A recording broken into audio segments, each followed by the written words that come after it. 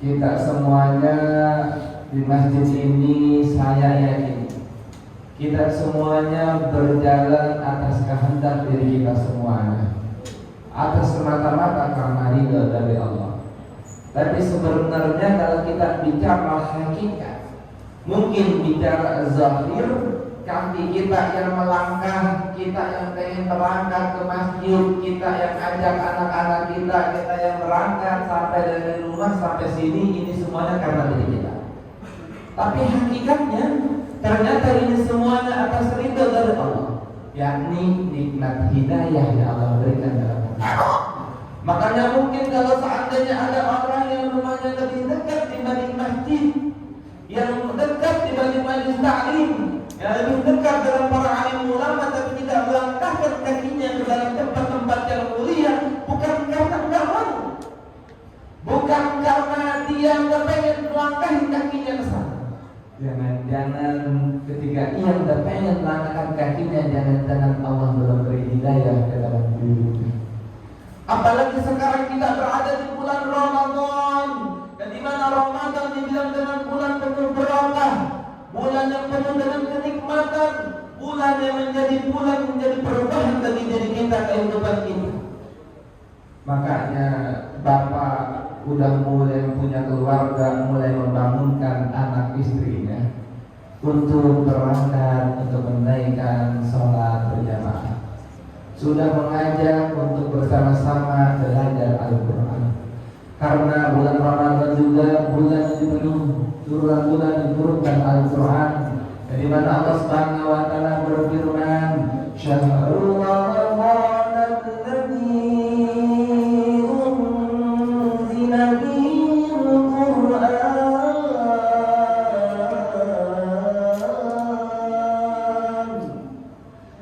hudan linnas."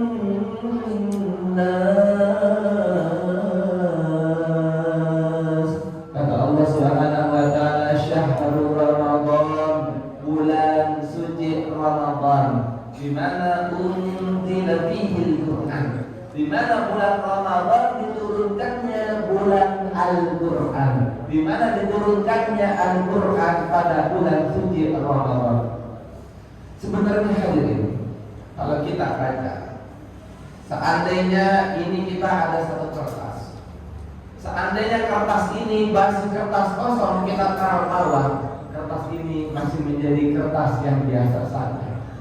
Tapi apabila kertas yang kosong tadi tertulis di dalamnya terdapat ayat suci Al-Quran, di dalamnya terdiri dari firman Allah Subhanahu wa taala, di dalamnya tertulis dengan kalimat-kalimat yang begitu mulia, maka niscaya Al-Quran tersebut tidak boleh lagi ditaruh di bawah, karena sudah mengenal, karena sudah terdapat kalimat-kalimat yang mulia. Begitu pula seandainya Al-Quran ini belum berbentuk menjadi mushaf, Al-Quran belum berbentuk menjadi buku, masih helaian-helaian kertas, kemudian digabungkan menjadi kitab, yang kemudian dinamakan Al-Quran yang menjadi penyempurna kitab-kitab sebelumnya, maka kitab ini menjadi kitab yang paling mulia di antara kitab-kitab yang lainnya, yakni Al-Quran Al-Karim. Ketika zaman terdahulu, para sahabat, para orang-orang sebelum baginda Rasulullah hadir, jauh sebelumnya hadir untuk menerangi, untuk hadir di tengah-tengah majelis, hadir di tengah-tengah bumi, telah lahir dari tubuh. Tapi baginda Rasulullah diangkat menjadi nabi yang paling mulia di antara nabi-nabi yang lainnya, atau disebut dengan pemimpin para nabi, atau disebut nabi yang paling mulia karena apa? Salah satunya ada Al-Quran Al-Karim, yang dimana Al-Quran tersebut membawa keberkahan untuk orang-orang tersebut. Pada tempat terdahulu ada tempat yang penuh dengan orang-orang jahiliyah, tempat-tempat yang penuh dengan orang-orang yang mungkin dulu banyak sekali kemungkaran-kemungkaran. Kemudian tempat tersebut hadir turunkannya Al-Quran Al-Karim, Makkah dan Al-Madinah, yang kemudian dua kota tersebut menjadi kota yang paling mulia saat ini dan nanti sampai akhir zaman menjadi tempat yang mulia. Bayangkan bapak-bapak, ibu-ibu yang Allah muliakan, kalau seandainya Al-Quranul Karim ada di antara anak-anak kita semuanya. Bayangkan kalau seandainya Al-Quranul Karim firman-Nya Allah dihafalkan oleh anak-anak tercinta, dihafalkan oleh cucu-cucu kita, dihafalkan oleh kita maupun yang sudah orang tua dihafalkan. Hadir di majelis-majelis menghafal Quran, belajar sama guru-guru, walaupun mungkin usia sudah nggak muda lagi, atau mungkin ibu-ibu sudah nggak muda lagi, bapak-bapak nggak muda lagi, bahkan sudah ada yang punya cucu, tapi semangatnya masih luar biasa. Karena kunci menjadi penghafal Al-Quran bukan antara muda, bukan kuncinya bukan pintar, tapi inna a'malu binniyat, sungguh-sungguh dalam berniat, karena segala amal sesuatunya tergantung pada niatnya. Kalau kita bersungguh-sungguh, maka insya Allah ini akan kita dapat. Karena hadirin yang dimuliakan Allah, kita tanya sama diri kita, kenapa kita sampai Ramadan ini kita belum hatamkan Al-Quran?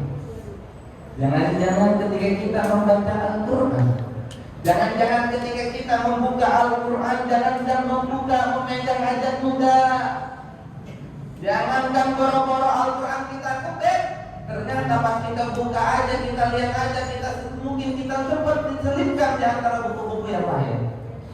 Jangan-jangan bukan kitanya yang gak pengen buka Al-Quran, jangan-jangan Al-Quran gak pengen dibaca sama kita semua. Na'udzubillah. Karena bapak-bapak, ibu-ibu yang Allah muliakan, saya berhusnuzon, mungkin di antara kita sudah ada yang sudah 1 kali khatam, atau mungkin yang sudah 2 kali khatam. Jadi ini semuanya menjadi perlombaan bagi kita semuanya. Karena kalau seandainya Ramadan tidak membuat diri kita berubah, lalu dengan bulan apa yang harus membuat diri kita berubah? Seandainya banyak diceritakan setan-setan di belenggu, setan-setan di belenggu, mungkin banyak mendengar adik-adik menonton TV, menonton handphone, dikabarkan setan-setan di belenggu, bahwasanya jangan-jangan selama 11 bulan sifat-sifat yang terlebih dahulu mungkin dulu kita masih buruk, ternyata setelah di belenggunya setan tidak ada. Jangan-jangan ini jadi diri kita semuanya selama bulan Ramadan.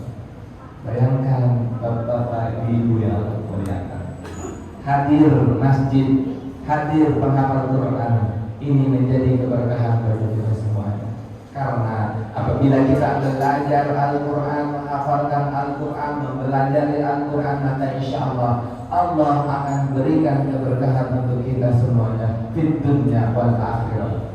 Mungkin kalau seandainya kita belajar Al-Quran, kita lagi belajar Al-Quran, anak kita lagi belajar Al-Quran, kita mengalami kesulitan ekonomi, jangan-jangan bukan karena kitanya ini diberikan kesulitan, bukan. Jangan-jangan ketika kita belajar ilmu Al-Quran, jangan-jangan ketika kita mendidik anak-anak kita menjadi hafal Quran, jangan-jangan kita enggak ridho, jangan-jangan kita enggak ikhlas. Na'udzubillah. Karena hadirin yang Allah muliakan, senang ketika ada masjid yang ramai dengan anak-anak, karena mereka lah yang nanti kelak akan menjadi penerus bagi kita semua. Karena hadirin, mungkin kita hidup 20, 30, 40 tahun lagi, atau mungkin kita cepat atau lambat kita akan kembali sama Allah Subhanahu wa Ta'ala. Mungkin ketika nanti kita kembali sama Allah, apa yang akan kita pertanyakan? Apa yang nanti akan kita bawa? Kullu nafsin dha'iqatul maut. Karena kata Allah Subhanahu wa Ta'ala, setiap yang bernyawa pasti akan menghadapi kematian, pasti akan merasakan kematian.